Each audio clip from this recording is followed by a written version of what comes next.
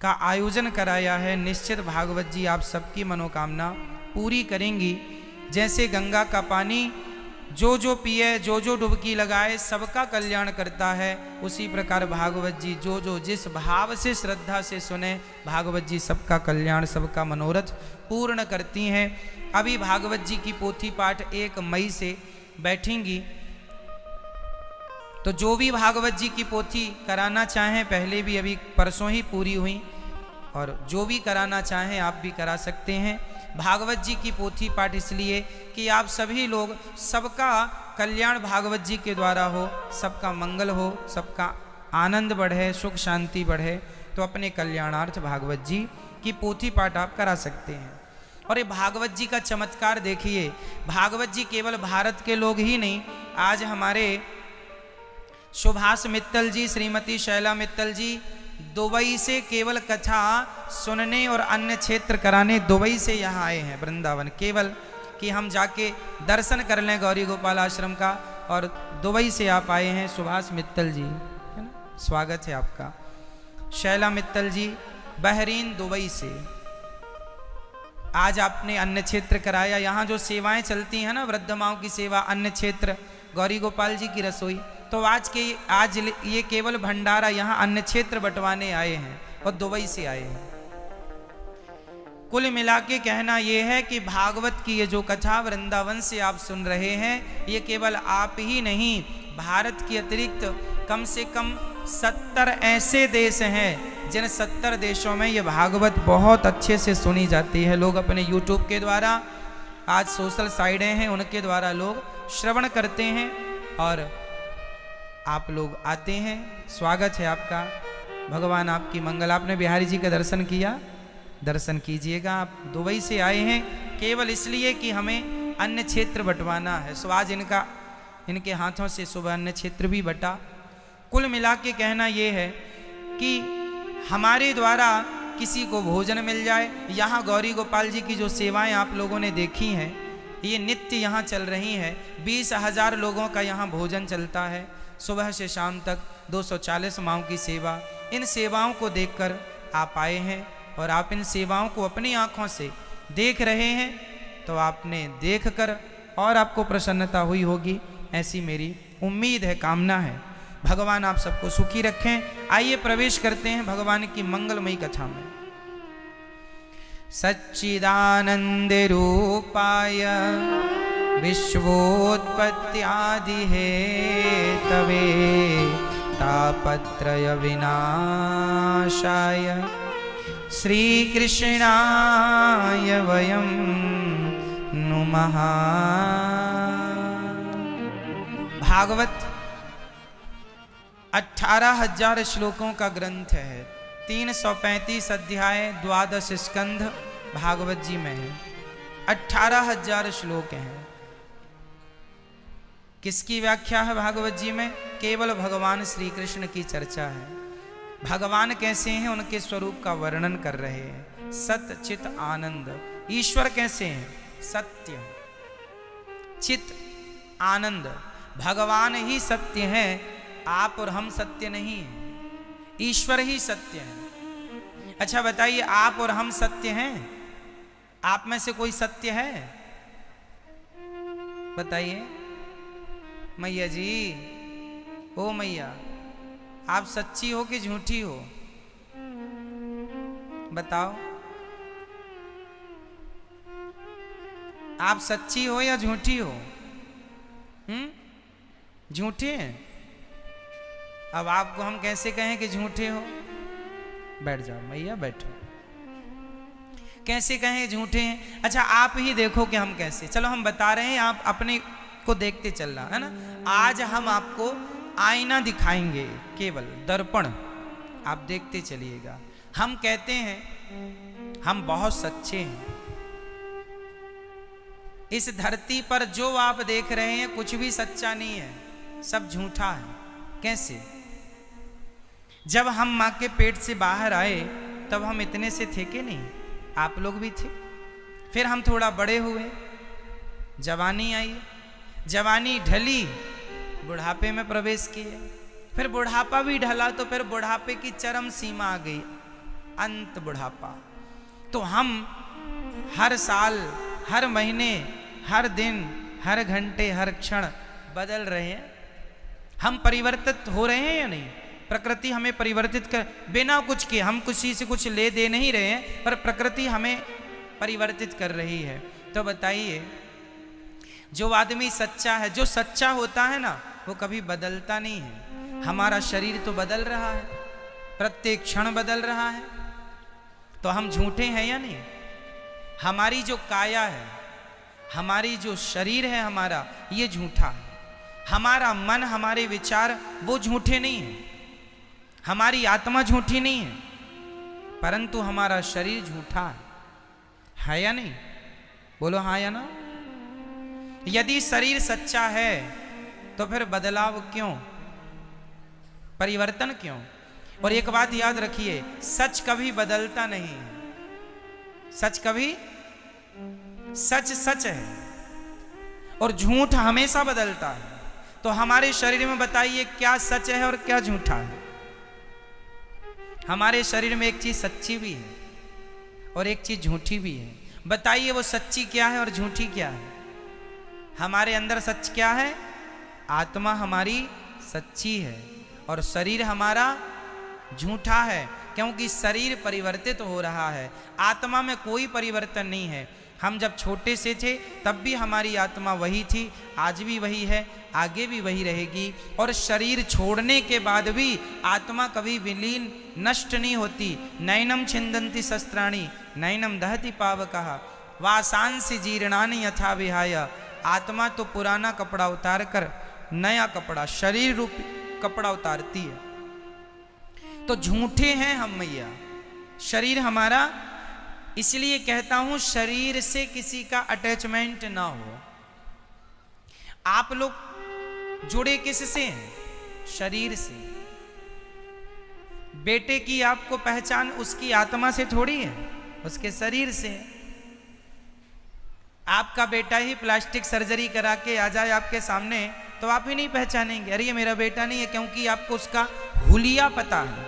ऐसा हुलिया है, हुलिया चेंज, तो आप आत्मा सेम है, वही है, लेकिन हुलिया बदल जाने से आप पहचानेंगे नहीं। तो आज का जो व्यक्ति है सांसारिक, ये अटैच किससे है, किससे जुड़ा है? शरीर से। और आज का आदमी रोता भी है, महाराज जी हम बड़े दुखी हैं, फलाने ने धोखा दे दिया, फलाने ने। क्यों? आपने जो शरीर से मोहब्बत कर ली, शरीर से जो प्यार कर लिया, ये शरीर नश्वर है, ये मिथ्या है, ये झूठा है। इसलिए कहता हूं, शरीर से प्यार ना हो, शरीर से अटैचमेंट ना हो, केवल भगवान से अटैचमेंट हो, क्योंकि वही सत्य है, कृष्ण ही सत्य है, ईश्वर ही सत्य है, जगत मिथ्या है। क्योंकि मिथ्या इसलिए परिवर्तनशील है, बदल रहा है हर क्षण। हर गांव बदल रहा है, हर शहर बदल रहा है, हर 5 साल में शहर बदल जाता है, हर 5 साल में गांव बदल जाते। कुछ ना कुछ नयापन आपको देखने को मिल जाए, बदलाव देखने को मिल जाएगा। सड़कें बदल जाएंगी, नालियां बदल जाएंगी, लोगों के घर बदल जाएंगे। अरे घर वही है, हॉल वही है, लेकिन लोग सोफा ही उठा के यहाँ का यहाँ कर लेते हैं। जरा सा बदलाव हो जाता है, एक नयापन दिखने लग जाता है। ये संसार परिवर्तनशील है, इसलिए इसे सत्य नहीं कहा जा सकता। सत्य क्या है? उमा कहाँ हूँ मैं अनुभव अपना, सत हरि भजन जगत सब सपना। कृष्ण ही सत्य है, संसार झूठा है, इसलिए झूठे संसार में मन ना लगा के सच्चे श्री कृष्ण में मन लगाना चाहिए। यही जीवन की सार्थकता है, यही भागवत जी सिखा रही हैं, है ना। सत्य के राह पर चलना है। इसलिए जरा नुकसान हो जाए 2-5 रुपए का तो हो जाए, पर पैसों के चक्कर में झूठे काम ना करें, गलत रास्ते पर ना जाएं, असत्य ना बोलें, असत्य काम ना करने पड़े, गलत काम ना करने पड़े। जो भी करो अच्छा करो, सत्य युक्त करो, ईमानदारी से जीवन का निर्वहन करना चाहिए। हलवा रोटी ना सही, नमक रोटी खाना पड़े, पर राह सत्य की ही हो। झूठ की राह पर चल के हलवा पूड़ी भी खाए तो हलवा पूड़ी का अर्थ नहीं है। इसलिए जीवन को सत्य की राह पर लगाना चाहिए। और एक बात निश्चित है कि झूठा आदमी कुछ दिन सुखी हो सकता है, लॉन्ग टाइम सुखी वही होगा जो सत्य के रास्ते पर चलेगा। आप भी तो बिजनेस व्यापार वाले लोग हैं, आप मार्केट को देखते हैं गहराई से। जो आदमी मार्केट में गलत काम करता है, झूठ काम करता है, झूठ बोलता है, वो मार्केट में ज़्यादा दिन नहीं टिकता। हाँ चलेगा, साल 2 साल चलेगा, लेकिन जो लंबा चलता है ना वो सत्य बोलने वाला ही चलेगा। मार्केट में भी सत्य की बड़ी वैल्यू है, आपको पता है ना। हर जगह ईमानदारी है, बताइए है या नहीं? यदि ईमानदारी नहीं होगी तो चलेगा ही नहीं। आज आप देखो, आप 1-1 करोड़ की चीज ना कोरियर से भेज देते हैं।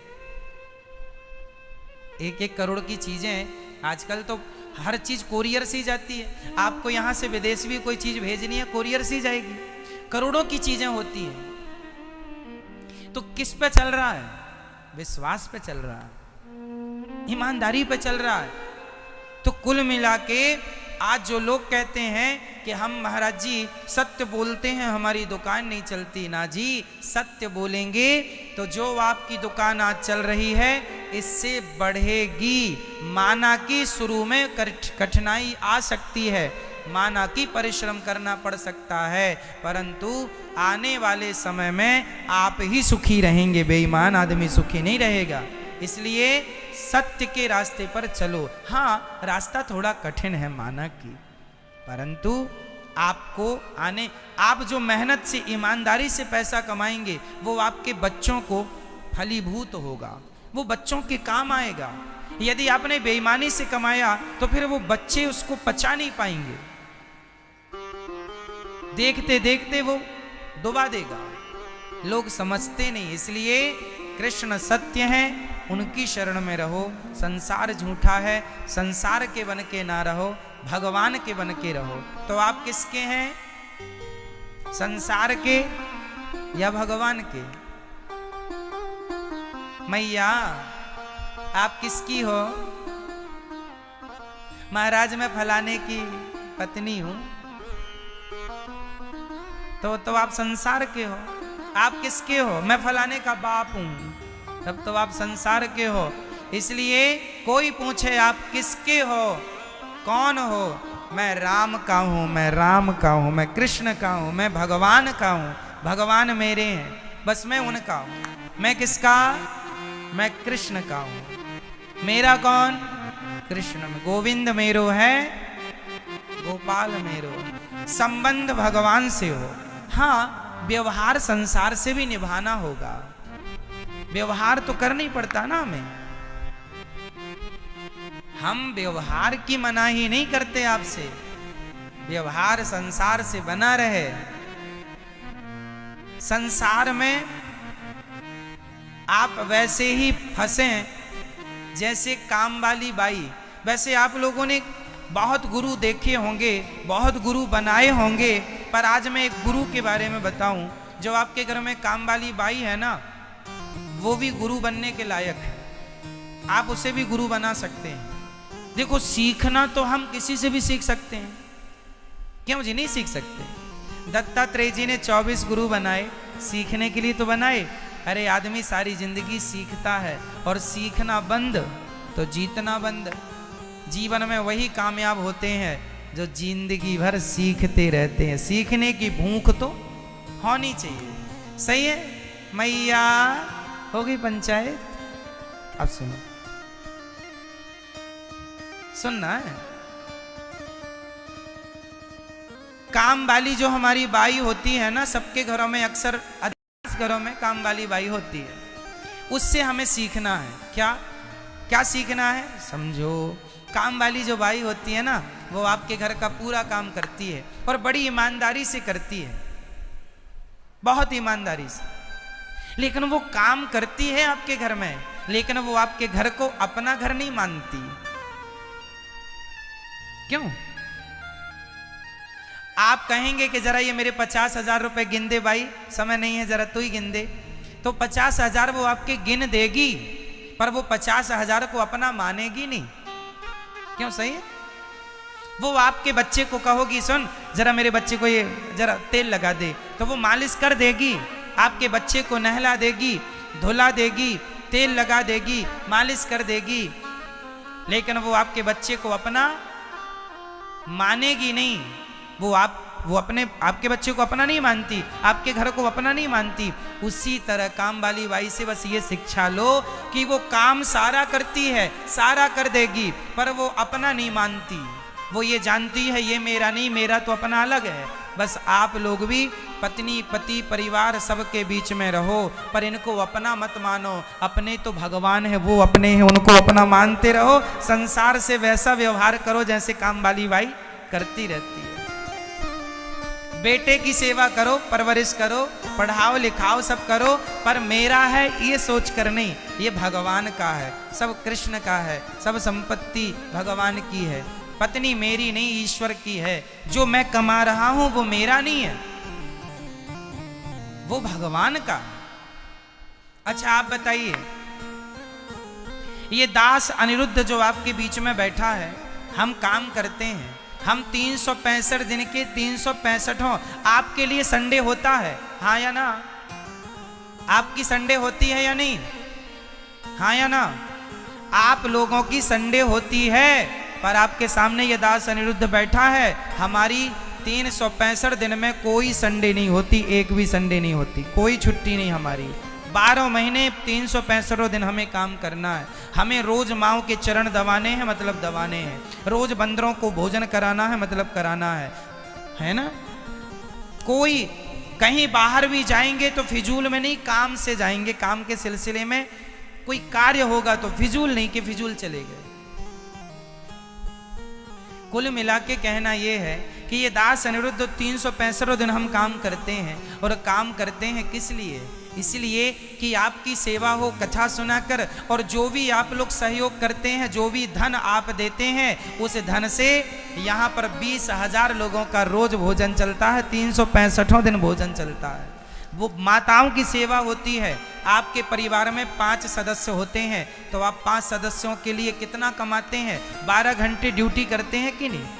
10 घंटे काम करते हैं, करने वाले 8 घंटे काम करते हैं, 12 और 15 घंटे भी काम करते हैं, लोग ओवर टाइम काम करते हैं। किसके लिए? ओनली 5 सदस्यों के लिए, या फिर अधिक से अधिक 10 लोग होंगे आपके फैमिली में, परिवार में ओनली 10 लोग होंगे, और बड़ा परिवार हुआ तो आपके यहाँ 20 लोग होंगे, पर 20 लोगों का परिवार तो मुझे नहीं लगता किसी का होगा, बहुत ना के बराबर। आप कमाते हैं 5 लोगों के लिए या अधिक से अधिक 10 लोगों के लिए, और हम काम करते हैं हमारी 240 माओं के लिए। और आप सभी वृंदावन आए तो आपको यहाँ भोजन मिले भरपेट, आपके लिए हम काम करते हैं। क्योंकि आपका परिवार 50 लोगों का होता है, आप लोगों का परिवार 10 लोगों का होता है, हमारा परिवार लाखों लोगों का है। आप सब हमारा परिवार हैं, पूरा भारत हमारा, वसुधैव कुटुंबकम, पूरा विश्व हमारा परिवार है। ये दुबई से आए हैं, ये भी हमारा परिवार है। आप आए हैं, आप आए हैं, आप आए हैं, आप आए, वो पीछे मैया बैठी है, वो भी मेरा परिवार है। और जो लोग घर में बैठ के कथा सुन रहे हैं, वो सब भी मेरा परिवार है। तो ये परिवार बड़ा है, इसलिए बड़े परिवार की सेवा करनी है तो काम ज़्यादा करना होगा। इसलिए दास अनिरुद्ध, हमारी कोई संडे नहीं होती, कोई छुट्टी नहीं होती। इसलिए क्यों? कि आपकी हम सेवा कर सकें। जो हमारी औकात है, जो हमारी हैसियत है, उस हैसियत के अनुसार हम अपना काम करते हैं। हमारी यहाँ माताएं हैं, 240 माएँ, उन माओं का आप दर्शन जरूर कीजिएगा। हमें उन माओं की सेवा करके अच्छा लगता है ना? और हम भी वही खाते हैं जो आप यहाँ गौरी गोपाल जी की रसोई का प्रसाद आप लोगों ने लिया कि नहीं? किस किस ने लिया? तो आप लोग जो खाए हैं ना, जो प्रसाद आप लोग यहाँ खाते हैं, वही प्रसाद हम खाते हैं, वही जो खाते हैं वही खिलाते हैं। जैसे हम रहते हैं वैसे हम वृद्ध माओं को रखते हैं, और वैसी सेवा जो हम आपकी सेवा कर सकते हैं करते हैं, जो बनता है करना चाहिए। इसलिए हमारा परिवार आप हैं, इसलिए आप सबकी सेवा होती रहे। जाना तो हमें भी है, लेकिन कुछ अच्छा करके चले जाएं, सेवा करके जाएं।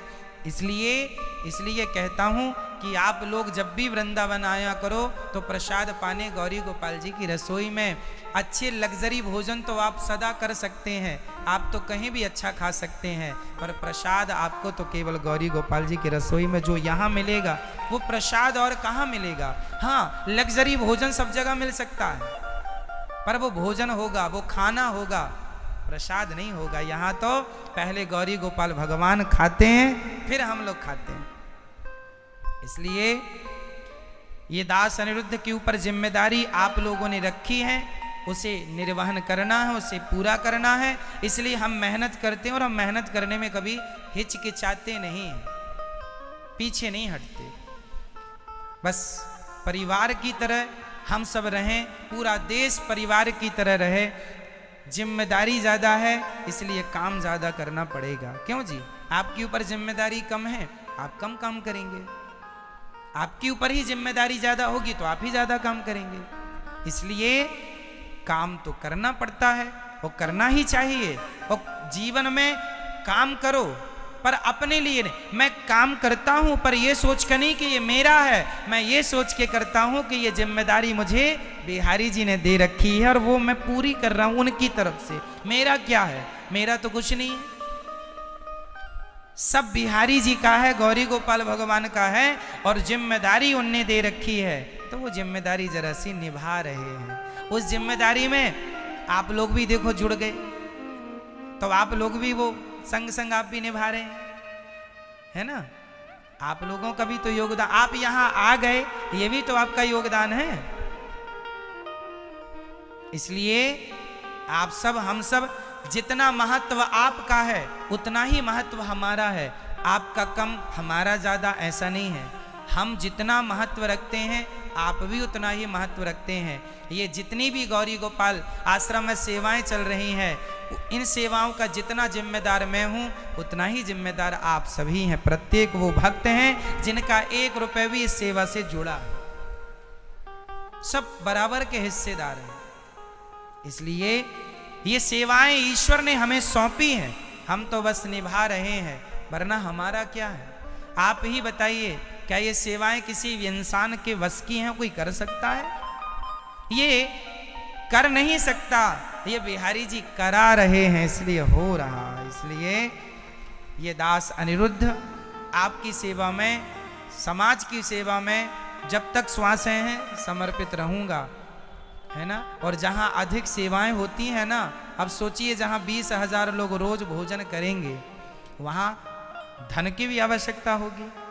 जहां 240 माएँ रहेंगी तो वहां धन की भी आवश्यकता होगी, और वो धन आपके सहयोग से होता है। इसलिए यदि हमारे यहाँ किसी प्रकार की आपको कोई दिक्कत हो तो क्षमा कीजिएगा, और आप हमें ज़रूर बताइएगा कि आप यहाँ पे ये कष्ट है, ये परेशानी है, हम उसे ठीक करने की पूरी कोशिश करेंगे। यदि आपको हम में कोई कमी नज़र आए, हमारी कोई गलती नज़र आए, बिल्कुल आप बिल्कुल हक से, अधिकार से आप जरूर बताइए। हम उस कमी, उस गलती को सुधारने का पूरा प्रयास करेंगे, पूरी कोशिश करेंगे। हम तो आपके हैं, आप हमारे हैं, आपको पूर्ण अधिकार है कहने का, ठीक है? तो भगवान सत्य है, हम मिथ्या हैं, हम झूठे हैं, श्री कृष्ण सच्चे हैं।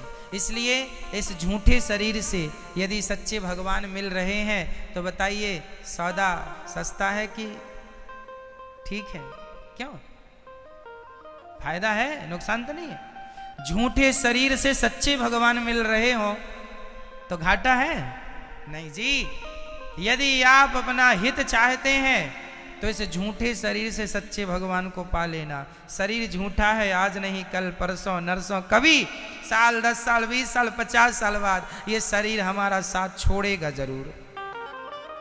आपको विश्वास है आपके शरीर में?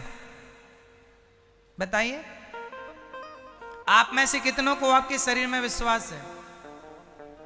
ये शरीर बिना भरोसे का है, कब साथ छोड़ दे कौन जानता है, हैं?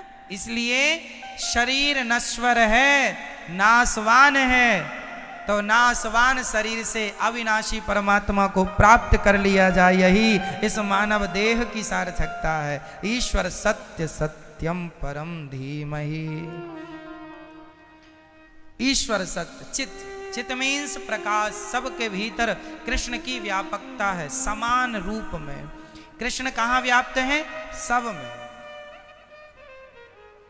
कैसे?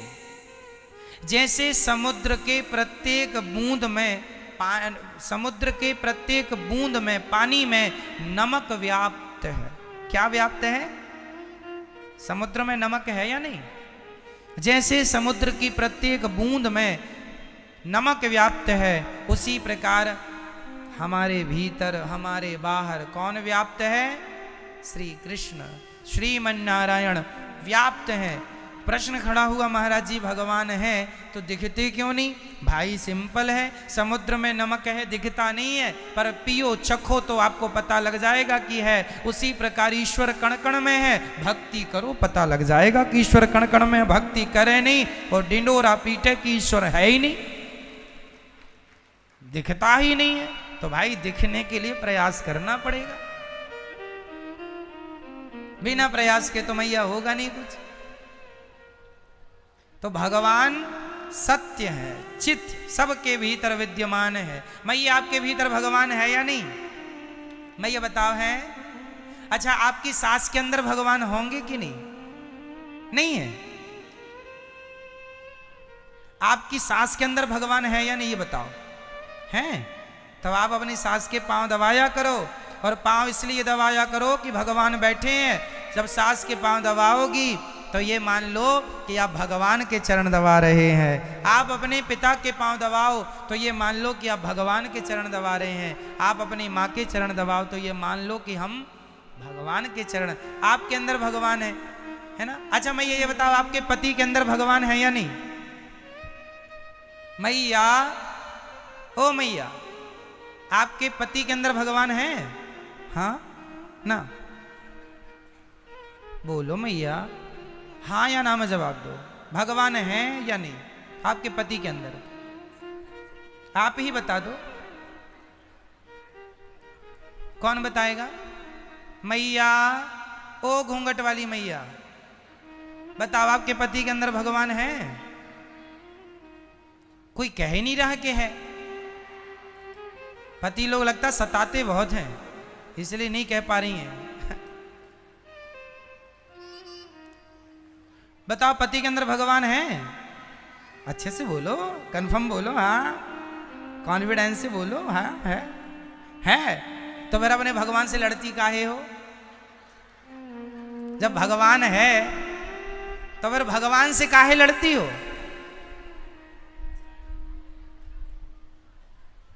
जब ये ज्ञान है कि ईश्वर है पति में, पति से लड़ा ना करो मैया, पति भगवान है। अच्छा चलो पति लोग बताएं, पत्नी के अंदर भगवान होते हैं कि नहीं? हैं? मैया पूछो, हाँ पूछो। क्यों जी, पत्नी के अंदर भगवान होते हैं? नहीं? लो,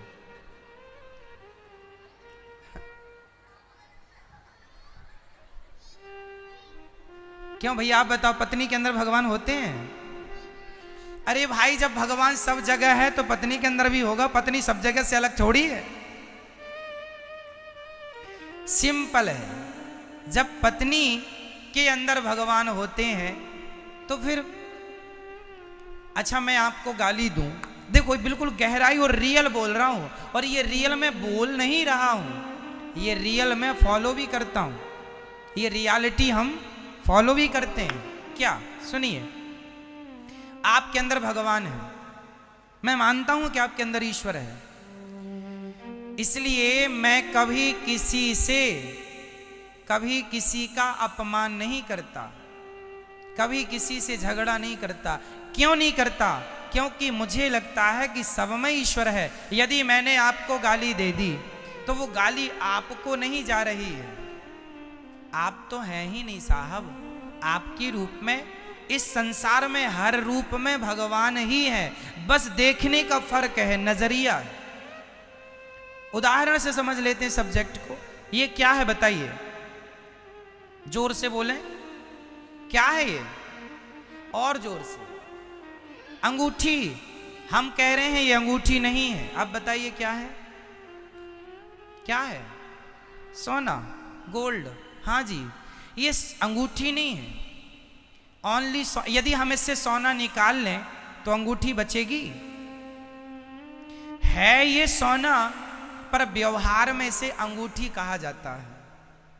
उसी प्रकार जैसे सोने को व्यवहार में अंगूठी कहा गया, जैसे बताइए माटी सत्य है कि घड़ा सत्य है? मिट्टी सत्य है या घड़ा? क्या बेटा बोलो, क्या सत्य है? मिट्टी है या घड़ा है? घड़ा नहीं है, मिट्टी है। पर व्यवहार में ये बोला जाएगा कि कुम्हार भैया घड़ा दे दो। वहां ये नहीं बोला जाएगा कुम्हार भैया मिट्टी दे दो, ना जी। है माटी, घड़ा में ऊपर से नीचे तक माटी के सिवा कुछ नहीं है, पर व्यवहार में बोला जाएगा घड़ा। उसी प्रकार आप सबके अंदर ईश्वर है, उसी तरह जैसे घड़ा के अंदर माटी है, सबके अंदर ईश्वर है, पर व्यवहार में बोला जाता है ये स्त्री है, ये पुरुष है, ये पेड़ है, ये पौधा है, ये कुत्ता है, ये बिल्ली है। ये व्यवहार है। तत्व की दृष्टि से सब में एक ही श्री कृष्ण समाये हुए हैं, एक ही परमात्मा समाया है, वही व्याप्त है सब में। अब ये अपना अपना दृष्टिकोण है, देखने का नजरिया, कौन कैसे देखता है। भाई ये बताओ, आपकी भी दो आंखें हैं और साधु संतों की भी दो आंखें हैं, भिन्नता क्या है बताइए? साधु में और एक सामान्य व्यक्ति इंसान में क्या अंतर होता है? उसके भी दो हाथ पांव हैं, इसके भी दो हाथ पांव हैं। वो भी दाल चावल सब्जी रोटी खाता है, ये भी दाल चावल सब्जी रोटी। वो भी सोता है, ये भी सोता है। वो भी हंसता है, ये भी हंसता है।